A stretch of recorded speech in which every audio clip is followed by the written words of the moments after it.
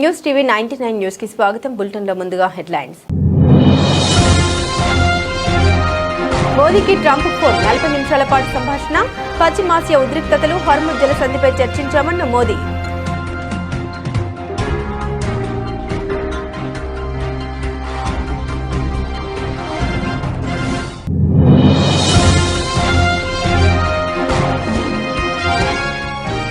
నారీశక్తి వందన్ చట్ట సవరణకు మద్దతివ్వండి. అన్ని రాజకీయ పార్టీలను మరోసారి విజ్ఞప్తి చేసిన ప్రధాని మోదీ.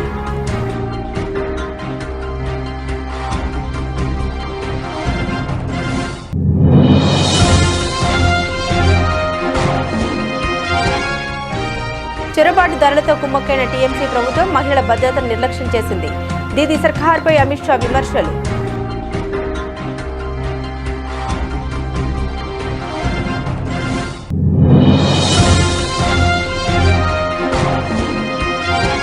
భద్రతను నిర్ధారించడానికి సైనిక బలంతో పాటు దేశ సంకల్ప బలం కూడా అంతే ముఖ్యం తేల్చి చెప్పిన NSA Ajit Doval.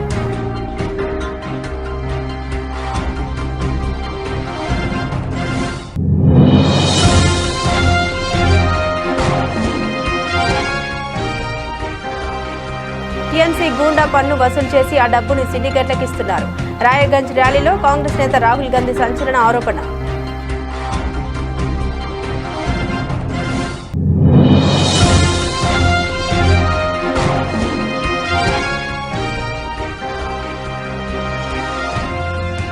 AP inter ఫలితాల విడుదల. 12 ఏళ్లలో ఎన్నడూ లేనంతగా ఉత్తీర్ణత.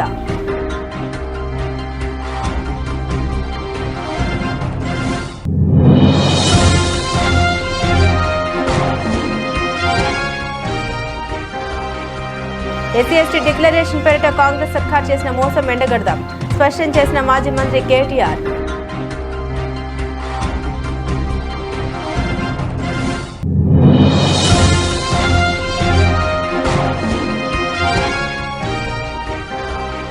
జుబలదిన్న ఫిషింగ్ హార్బర్ ను సందర్శించిన మాజీ సీఎం వైఎస్ జగన్. మత్స్యకారులతో ముఖాముఖి నిర్వహించిన వైసీపీ అధినేత.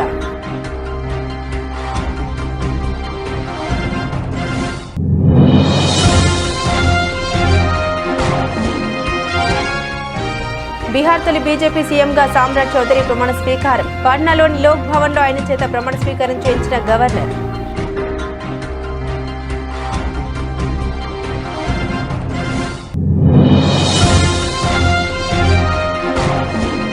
రెడ్ బుక్ పేరుతో లోకేష్ అల్లకల్లోలం సృష్టిస్తున్నారన్న వైసీపీ మాజీ ఎంపీ భరత్.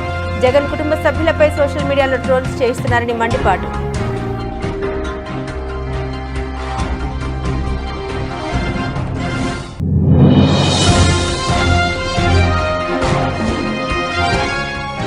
భారతీయ చలనచిత్ర పరిశ్రమలో దురంధర్ సరికొత్త రికార్డ్. దురంధర్ 2 భాగాలు కలిపి 3,000 కోట్లకు పైగా వసూలు.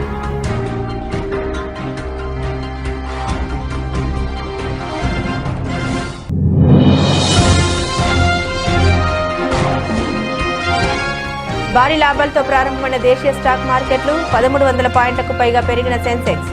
24,200 దాటిన నిఫ్టీ.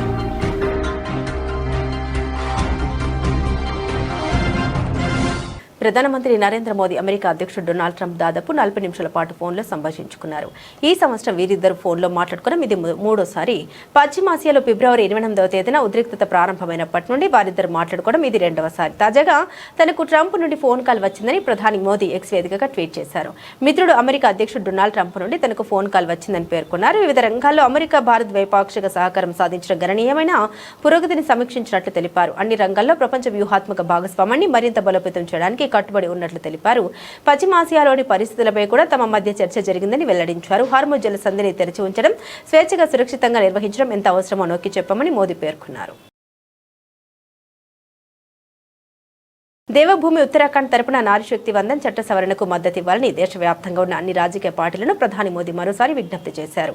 2029 నాటికి దేశంలోని తల్లులు సోదరీమణులు తమ హక్కుల్ని పొందేలా తాము చూస్తామని హామీ ఇచ్చారు. డెహ్రాడూన్ కార్యక్రమంలో ప్రజల ఉత్సాహం, ఆనందం చూసి తాను ఎంతగానో ముగ్ధుడనని ప్రధాని సంతోషం వ్యక్తం చేశారు.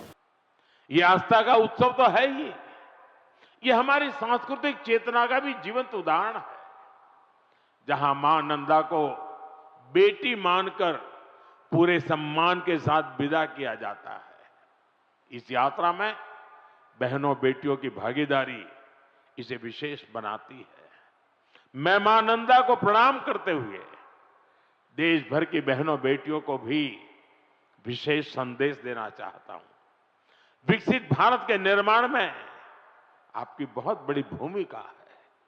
इस देश की बेटियों की, इस देश की माताओं की, बहनों की बहुत बड़ी भूमिका मैं देख रहा हूं। और बहनों बेटियों की सुविधा, सुरक्षा और लोकतंत्र में भागीदारी, ये डबल इंजन सरकार की बहुत बड़ी प्राथमिकता है। आप अभी देख रहे हैं कि दुनिया में कितना बड़ा संकट आया है। इसे दुनिया के विकसित देशों में भी कितना हाहाकार मचा है।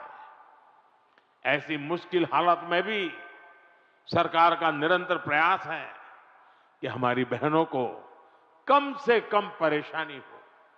साथियों, बहनों बेटियों की भागीदारी का एक और महत्वपूर्ण पड़ाव अब देश के सामने है। 4 दशकों के इंतजार के बाद संसद ने नारी शक्ति చొరబాటుదారులతో కుమ్మక్కైన టీఎంసీ ప్రభుత్వం మహిళల భద్రత నిర్లక్ష్యం చేసిందని కేంద్ర హోంమంత్రి అమిత్ షా అన్నారు. జాతీయ భద్రతను బలిపెట్టి చొరబాటుదారులు దేశవ్యాప్తంగా వ్యాపించడానికి అవకాశం కల్పించిందని విమర్శించారు. కానీ మోదీ ప్రభుత్వం ఒంటరిగా ప్రతి చొరబాటుదారుణ్ణి తరిమి కొడుతుందన్నారు. గజల్ ర్యాలీలో ప్రజలు చూపిన ఆప్యాయత బీజేపీ విజయం ఖాయమని సూచిస్తోందని అమిత్ షా ఆశాభావం వ్యక్తం చేశారు. भाइयों बहनों, मुझे एक बात बताओ, अयोध्या में राम मंदिर बनना चाहिए था या नहीं बनना चाहिए था? अरे जोर से बोलो जरा। 550 साल से कांग्रेस, तृणमूल कांग्रेस, सपा, बसपा, डीएमके रामलल्ला को टेंट में रखे थे। अंग्रेजों से लेकर कांग्रेस तक सबने राम मंदिर का विरोध किया। 2019 में आपने नरेंद्र मोदी जी को पूर्ण बहुमत दिया और मोदी जी ने अयोध्या में भव्य मंदिर बनाकर जय श्री राम कर दिया। और ये दीदी अपने चट्टे पट्टे हुमायूं कबीर को साथ में रखकर यहां बाबरी मस्जिद बनाना चाहती है। दीदी कान खोलकर सुन लो, भारतीय जनता पार्टी की सरकार आ रही है। बंगाल की भूमि पर बाबरी मस्जिद हम नहीं बनने देंगे, नहीं बनने देंगे। ये हुमायूं कबीर दीदी का ही एजेंट है और दीदी आपके इशारे पर वो बाबरी मस्जिद बना रहा है।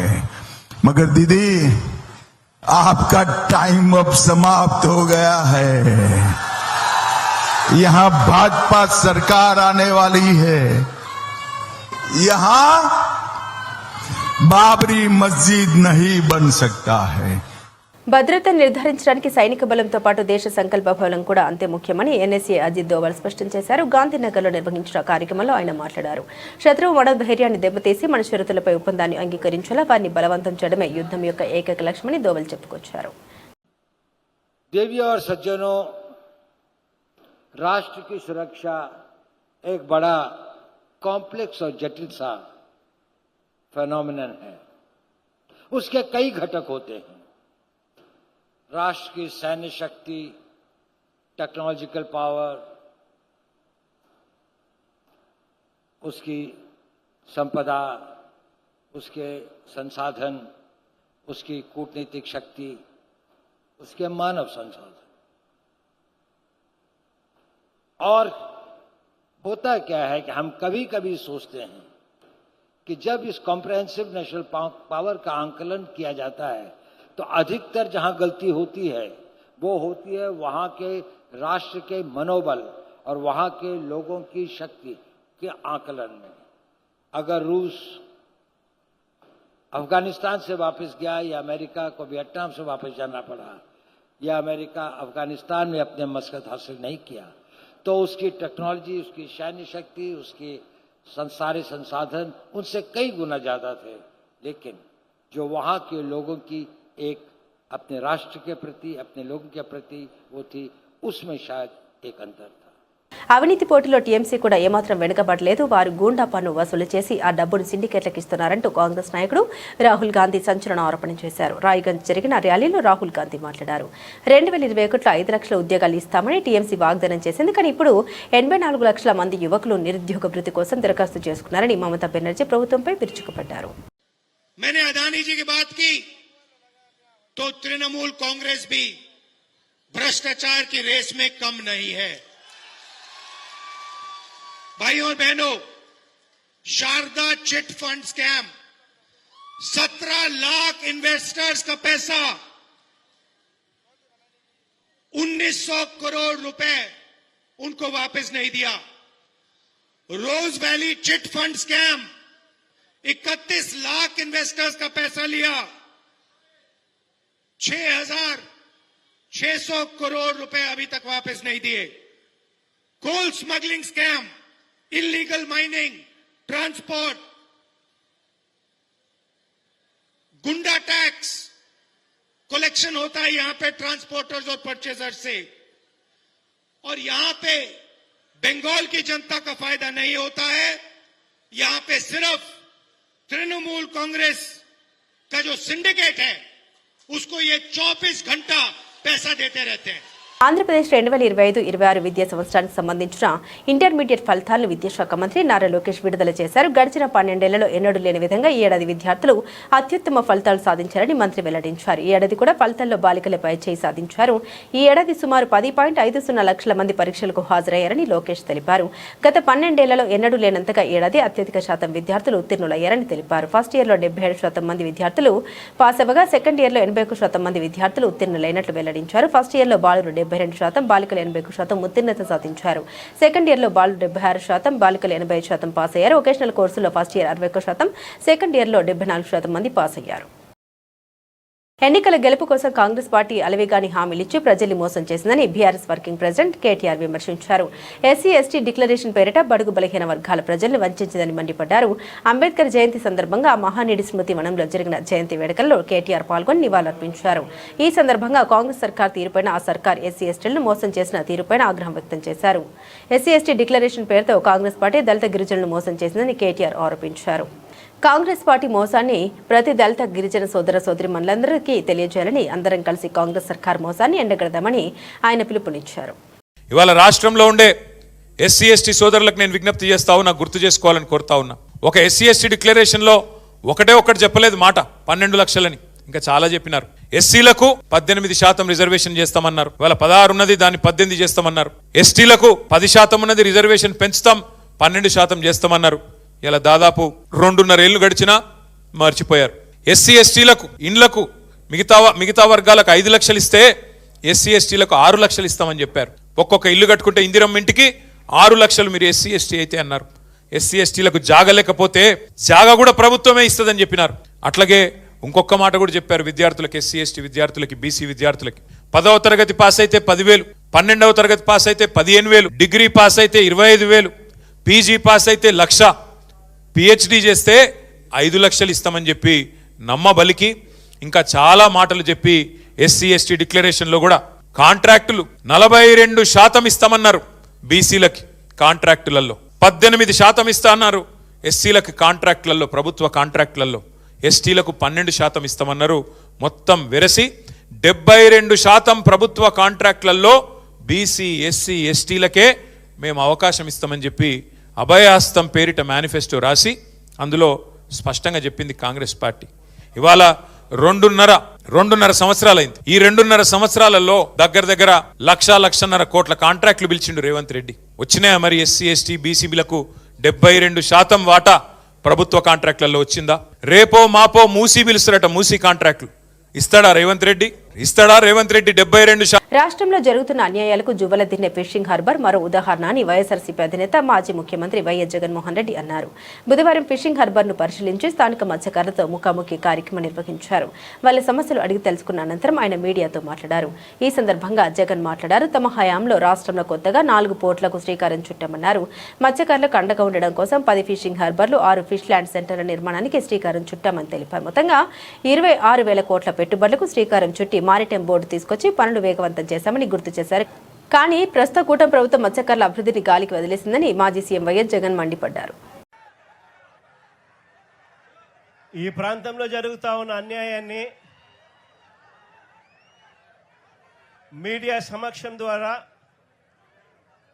రాష్ట్ర ప్రజలందరి దృష్టికి కూడా తీసుకొని పోయే ప్రయత్నం చేస్తూ ఉన్నాం. ఈరోజు నిజంగా రాష్ట్రంలో జరుగుతూ ఉన్న అన్యాయాలను నిజంగా ఎంత ఘోరంగా జరుగుతూ ఉన్నాయి అని అనడానికి ఈరోజు ఈ ఫిషింగ్ హార్బర్ అన్నది నిజంగా ఇంకొక ఉదాహరణ. ఈ జువ్వలదిన్నె ఫిషింగ్ హార్బర్ ఈ హార్బరే కాదు, రాష్ట్రంలో ఏకంగా వైఎస్ఆర్సీపీ ప్రభుత్వం ఉండగా, మన ప్రభుత్వం ఉండగా ఏకంగా ఈ రాష్ట్రంలో ఇంతకు ముందు లేని విధంగా ఇంతకు ముందు ఎప్పుడు జబర్లు రావాలి, ఆ ఫిషింగ్ హార్బర్ల ద్వారా వాళ్ళ జీవన ప్రమాణాలు మెరుగుపడాలి అని చెప్పి వాళ్ళ కోసం ఎక్స్క్లూజివ్గా ఏకంగా 10 ఫిషింగ్ హార్బర్లు 6 ఫిష్ ల్యాండింగ్ సెంటర్లు రాష్ట్ర వ్యాప్తంగా ప్లాన్ చేయడం జరిగింది. దాదాపుగా 16,000 కోట్ల రూపాయలతో 4 పోర్ట్లు, దాదాపుగా 3,800 కోట్ల రూపాయలతో 10 ఫిషింగ్ హార్బర్లు, దాదాపుగా 150 కోట్ల రూపాయలతో 6 ఫిష్ ల్యాండింగ్ సెంటర్లు, దాదాపుగా 20,000 కోట్ల రూపాయల పెట్టుబడులతో వీటికి అన్నింటికీ కూడా శ్రీకారం చుట్టాము గతంలో వైఎస్ఆర్సీపీ ప్రభుత్వంలో, మన హయాంలో. ఈ 20,000 కోట్లే కాదు, ఈ 20,000 కోట్లకు అదనంగా మరో 6,000 కోట్ల రూపాయలతో మొత్తంగా 26,000 కోట్ల రూపాయలతో పోర్ట్లకు సంబంధించిన ఎక్స్పాన్షన్ కూడా ప్లానింగ్లోకి భాగమైంది. దేవుడి దయతో మన ప్రభుత్వ హయాంలోనే ఇవన్నీ కూడా అడుగులు వేగంగా ముందుకు పడతా ఉన్నప్పుడు ఆశ్చర్యం కలిగించే విషయం ఏమిటో తెలుసా? పోర్టులకు సంబంధించి ఇదే పెద్ద మనిషి నేను చంద్రబాబు నాయుడు గారిని ఇక్కడ గట్టిగా నిలదీస్తూ అడుగుతా ఉన్నా. పోర్టులకు సంబంధించి కీలకమైన భూసేకరణలన్నీ కూడా పూర్తి చేసి అన్ని రకాల అనుమతులను తీసుకొచ్చి ఈ పోర్టులన్నింటినీ కూడా ఎటువంటి ఇబ్బంది లేకోకుండా బ్యాంకు రుణాలను సైతం వీటికి టైఅప్ చేసి ఫైనాన్షియల్ క్లోజర్ కూడా కంప్లీట్ చేసి మారిటైమ్ బోర్డు క్రియేట్ చేసి అన్ని రకాలుగా ఈ ప్రాజెక్టులను ముందుకు తీసుకొని పోయే కార్యక్రమం చేసి ఏకంగా రామయ్యపట్నం పోర్టులో ఏకంగా ఒకటేసారి దాదాపుగా 95% ప్రాజెక్టు కూడా పూర్తి చేసిన పరిస్థితిలోకి మన ప్రభుత్వ హయాంలో జరిగింది. బీహార్ రాజకీయాల్లో ఒక సుదీర్ఘ అధ్యాయం ముగిసింది. దశాబ్ద కాలానికి పైగా రాష్ట్రాన్ని పాలించిన నితీష్ కుమార్ తన పదవికి రాజీనామా చేయడంతో భారతీయ జనతా పార్టీకి చెందిన బలమైన నేత సామ్రాట్ చౌదరి ఇవాళ బీహార్ నూతన ముఖ్యమంత్రిగా ప్రమాణ స్వీకారం చేశారు. పాట్నాలోని లోక్ భవన్లో జరిగిన ఈ కార్యక్రమంలో గవర్నర్ సయ్యద్ అతా హుస్సేన్ ఆయనతో ప్రమాణ స్వీకారం చేయించారు. 57 ఏళ్ల సామ్రాట్ చౌదరి రాజకీయ నేపథ్యమున్న కుటుంబం నుండి వచ్చారు. ఆయన తండ్రి శకుని చౌదరి 6 సార్లు ఎమ్మెల్యేగా పనిచేశారు. తల్లి పార్వతీదేవి కూడా ఎమ్మెల్యేగా సేవలందించారు. 1990లో ఆర్జేడీ ద్వారా రాజకీయాల్లోకి వచ్చిన సామ్రాట్ 2018లో బీజేపీలో చేరారు. 2023లో బీహార్ బీజేపీ రాష్ట్ర అధ్యక్షుడిగా, 2024లో ఉప ముఖ్యమంత్రిగా పనిచేశారు. నితీష్ కుమార్ ను అధికారం నుండి దించే వరకు తాను తలపాగా తీయనని 2022లో ఆయన బహిరంగంగా శపథం చేశారు. నేడు నితీష్ స్థానంలో ఆయన ముఖ్యమంత్రి పీఠాన్ని అధిష్ఠించడం గమనార్హం. मैं सम्राट चौधरी ईश्वर की शपथ लेता हूं कि मैं विधि द्वारा स्थापित भारत के संविधान के प्रति भारत के संविधान के प्रति सच्ची श्रद्धा और निष्ठा रखूंगा। सच्ची श्रद्धा और निष्ठा रखूंगा। मैं भारत की प्रभुता मैं भारत की प्रभुता और अखंडता अक्षुण्ण रखूंगा। मैं बिहार राज्य के मुख्यमंत्री के रूप में अपने कर्तव्यों का श्रद्धा पूर्वक और शुद्ध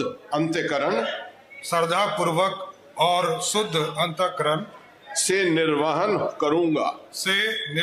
करूंगा तथा मैं भय या पक्षपात अनुराग या द्वेष के बिना सभी प्रकार के लोगों के प्रति संविधान और विधि के अनुसार न्याय करूंगा। ఏపీలో కూటమి ప్రభుత్వంపై వైసీపీ నేత మాజీ ఎంపీ మార్గాని భరత్ తీవ్రస్థాయిలో విమర్శలు గుప్పించారు. జయంతికి వర్ధంతికి తేడా తెలియని నారా లోకేష్ రెడ్ బుక్ పేరుతో రాష్ట్రంలో అల్లకల్లోలం సృష్టిస్తున్నారని మండిపడ్డారు. జగన్ కుటుంబ సభ్యులపై సోషల్ మీడియాలో ఉన్మాదం అనదగ్గ రీతిలో ట్రోలింగ్ జరుగుతుందని అన్నారు. ఫేక్ ఛానల్స్ తో జగన్ కుటుంబాన్ని టార్గెట్ చేశారని మండిపడ్డారు. సోషల్ మీడియాలో ఆర్గనైజ్డ్ క్రైమ్ జరుగుతుందంటూ ఆగ్రహం వ్యక్తం చేశారు. నారా లోకేష్ కు ఒకటే చెబుతున్నా, అధికారం ఎప్పుడు శాశ్వతం కాదు, చట్టం ఎవరికి చుట్టం కాదు, భవిష్యత్తులో ఆ చట్టం మీ మెడకే చుట్టుకుంటుందని హెచ్చరించారు. ఆర్గనైజ్డ్ క్రైమ్ కొన్ని సైట్స్ పెట్టుకుని, వెబ్ ఛానల్స్ పెట్టుకుని ఇవాళ సాక్షాత్తు జగన్మోహన్ రెడ్డి గారి కుటుంబం పైన, జగనన్న కుటుంబం పైన, జగనన్న శ్రీమతి గారైన భారతమ్మ పైన ఈ రకమైన దుష్ప్రచారం చేస్తా ఉన్నారు. ఎంత దారుణాతి దారుణంగా M9 అంట, ఏదో న్యూస్ ఛానల్ M9, ఇంకోటి ఇదేంటంటే థింక్ ఆంధ్ర అంట.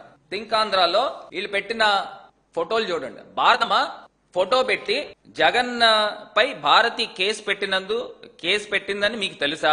వైఎస్ఆర్ పరువు కాపాడడానికి చంద్రబాబు నాయుడు గారు కృషి చేశారు. నేను అడుగుతా ఉన్నా, ఇంత దారుణమా? అసలు మీకు వార్తలు లేకపోతే వేరే వేసుకోండి. మీరు కుటుంబ సభ్యుల్ని, అందులోనూ మేమంతా కూడా జగన్మోహన్ రెడ్డి గారిని, భారతి గారిని ఆది దంపతుల్లో మేము వైఎస్ఆర్ కాంగ్రెస్ పార్టీ భావిస్తాం. అలాంటి వ్యక్తులు మొన్నటిదాకా వైఎస్ఆర్ సిపిలో ఉన్న భార్యల పేర్లు ఎత్తేశారు. ఇప్పుడు ఇంకొక ఆర్గనైజ్డ్ క్రైమ్ డైరెక్ట్ గా అధినాయకుడు శ్రీమతి గారిని తీసుకుని వచ్చారు. నేను అడుగుతా ఉన్నా, ఇదే నారా లోకేష్ కి చెప్తా ఉన్నా, బాబు లోకేష్ బాబు మీకు ఇదే చెప్తా ఉన్నా, అధికారం ఉందని చెప్పేసి, అధికారం ఉంది ప్రస్తుతానికి, నేను మీకు ఒకటే చెప్తా ఉన్నా, అధికారం ఎప్పుడు శాశ్వతం కాదు. నేను ఒక్కటే చెప్పే అంశం ఏంటంటే, ప్రస్తుతానికి చట్టం మీ చుట్టం కావచ్చు, రోజులన్నీ ఒకలాగా ఉండవు బాబు నారా లోకేష్, రోజులన్నీ ఒకలాగా ఉండవు. కాలచక్రం అటు నుంచి ఇలా తిరుగుతూ ఉంటది. తిరిగినప్పుడు మళ్ళీ అదే చట్టం మీకు వెంటాడుతూ ఉక్కిరి బిక్కిరి చేస్తుందనే అంశాన్ని గుర్తుపెట్టుకోమని ఈ నారా లోకేష్ కి చెప్తా ఉన్నా. పంజాగుట్ట పోలీస్ స్టేషన్ లో అంట భారతిరెడ్డి గారట జగన్మోహన్ రెడ్డి గారి కేసు పెట్టారని, అప్పుడేమో చంద్రబాబు నాయుడు గారు సెటిల్మెంట్ చేశారని, ప్రతిపక్ష నాయకుడిగా వైఎస్ రాజశేఖర రెడ్డి గారు ఆయన మొరపెట్టుకుంటే ఈయన ముఖ్యమంత్రిగా సెటిల్మెంట్ చేసాడు. అడుగుతా ఉన్నా, ఎక్కడికి వెళ్ళిపోతా ఉన్నావు? అప్పుడు నువ్వు ముఖ్యమంత్రివా లేకపోతే ఏమన్నా వార్డు మెంబర్వా సెటిల్మెంట్లు చేయడానికి? నిజంగానే గనక మీకు చిత్తశుద్ధి ఉంటే, మీరు అందులో ఇన్వాల్వ్ కాకపోయి ఉంటే, ఆల్రెడీ మేము కంప్లైంట్ ఇచ్చాం, ఇమీడియట్ గా కేసు కట్టండి. థింక్ ఆంధ్ర పైన, M న్యూస్ పైన మీరు ఈ రకమైన అవాస్తవమైన వార్తల్ని ప్రచురణలోకి తీసుకొస్తా ఉన్నారు. అంటే మీరు తీసుకొచ్చి సోషల్ మీడియాలో త్రో చేసేసి ప్రజలకి అలా వదిలేస్తా ఉన్నారు. అంటే ఇవన్నీ కూడా ఏంటంటే డైవర్షన్ పాలిటిక్స్ లో భాగం. రణవీర్ సింగ్ ప్రధాన పాత్రలో ఆదిత్య ఆధార్ దర్శకత్వంలో వచ్చిన దురంధర్ చిత్రం భారతీయ చలనచిత్ర పరిశ్రమలో ఇప్పటి వరకు ఏ సినిమా ఫ్రాంచైజీకి సాధ్యం కాని అరుదైన మైలురాయిని అందుకుంది. దురంధర్ 2 భాగాలు కలిపి 3,000 కోట్లకు పైగా వసూళ్లను సాధించాయి. దురంధర్ 2 ది రివెంజ్ చిత్రాలు కలిసి అక్షరాల 3,019 కోట్లను రాబట్టాయి. దురంధర్ మొదటి భాగం కేవలం హిందీలోనే విడుదలైనప్పటికీ ఈ స్థాయిలో కలెక్షన్లు రావడం గమనార్హం. దురంధర్ చిత్రం 1,307 కోట్లకు పైగా, దురంధర్ ది రివెంజ్ 1,712 కోట్లకు పైగా వసూలు చేశాయి. ఈ 2 చిత్రాలు కలిపి మొత్తం 3,019 కోట్ల వసూలను రాబట్టాయి. బాహుబలి మొదటి భాగం 650 కోట్లు, రెండో భాగం 17,088 కోట్లు వసూలు చేశాయి. 2 చిత్రాలు కలిపి 2,438 కోట్లు వసూలు చేశాయి. పుష్ప చిత్రం 350 కోట్లు వసూలు చేయగా, పుష్ప 2 1,742 కోట్లను రాబట్టింది. 2 చిత్రాలు కలిపి 2,092 కోట్లు వసూలు చేశాయి.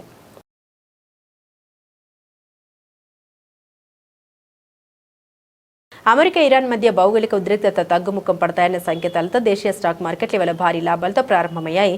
ఇన్వెస్టర్ల సెంటిమెంట్ బలపడడంతో సూచీలు పరుగులు పెట్టాయి. ఉదయం ట్రేడింగ్ లో సెన్సెక్స్ 1303 పాయింట్లు పెరిగి 78,150.54 వద్ద చేరగా నిఫ్టీ 392 పాయింట్లు లాభపడి 24,237.70 వద్ద ట్రేడ్ అయింది. ఇరాన్తో వివాదం ముగింపు దశకు రావచ్చని అమెరికా అధ్యక్షుడు డొనాల్డ్ ట్రంప్ సూచించడంతో ప్రపంచ మార్కెట్లలో స్థిరత్వం వస్తుందని ఆశలు పెరిగాయి. సానుకూల పరిణామం భారత మార్కెట్లకు మంచి ఊపునిచ్చింది.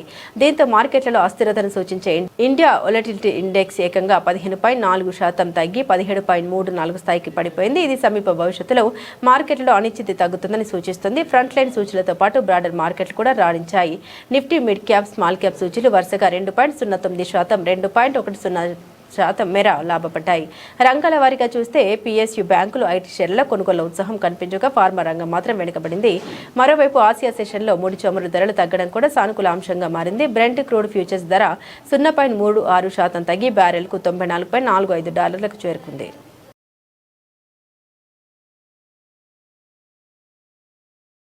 బులెటిన్ ముగించే ముందు హెడ్లైన్స్ మరోసారి. మోదీకి ట్రంప్ ఫోన్, 40 నిమిషాల పాటు సంభాషణ. పశ్చిమాసియా ఉద్రిక్తతలు, హర్ముజ్ జలసంధిపై చర్చించామన్న మోదీ.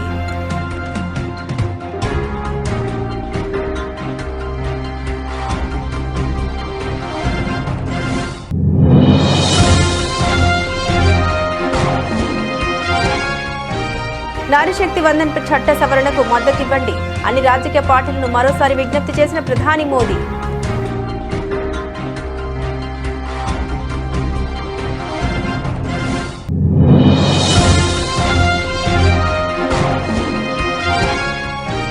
చొరబాటుదారులతో కుమ్మక్కైన టీఎంసీ ప్రభుత్వం మహిళల భద్రతను నిర్లక్ష్యం చేసింది. దీదీ సర్కార్పై అమిత్ షా విమర్శలు.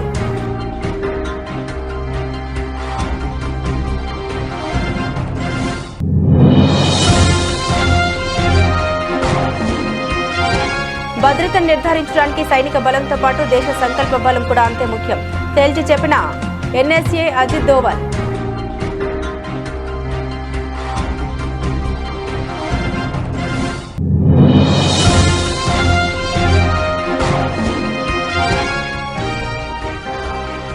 టీఎంసీ గూండా పన్ను వసూలు చేసి ఆ డబ్బును సిండికేట్లకు ఇస్తున్నారు.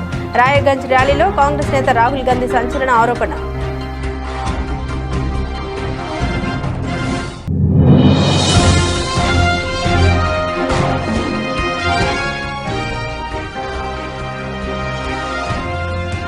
ఏపీ ఇంటర్ ఫలితాల విడుదల, 12 ఏళ్లలో ఎన్నడూ లేనంతగా ఉత్తీర్ణత.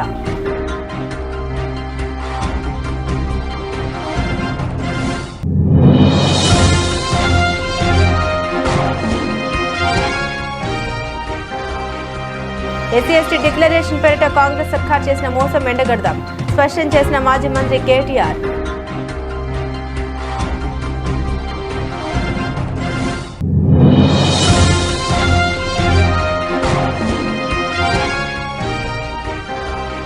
జుబలదిన్నె ఫిషింగ్ హార్బర్ ను సందర్శించిన మాజీ సీఎం వైఎస్ జగన్.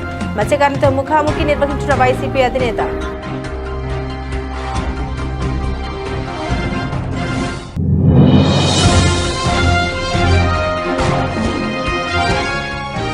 బీహార్ తొలి బీజేపీ సీఎంగా సామ్రాట్ చౌదరి ప్రమాణ స్వీకారం. పాట్నాలోని లోక్ భవన్ లో ఆయన చేత ప్రమాణ స్వీకారం చేయించిన గవర్నర్.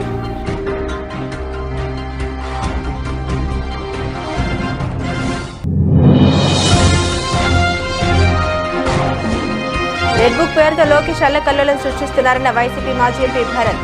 జగన్ కుటుంబ సభ్యులపై సోషల్ మీడియాలో ట్రోల్స్ చేయిస్తున్నారని మండిపాటు.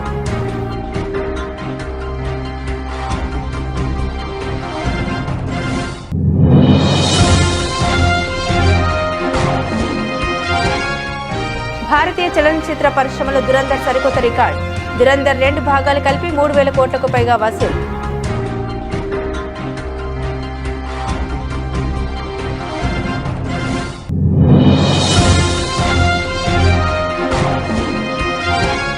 భారీ లాభాలతో ప్రారంభమైన దేశీయ స్టాక్ మార్కెట్లు, 1,300 పాయింట్లకు పైగా పెరిగిన సెన్సెక్స్, 24,200 దాటిన నిఫ్టీ.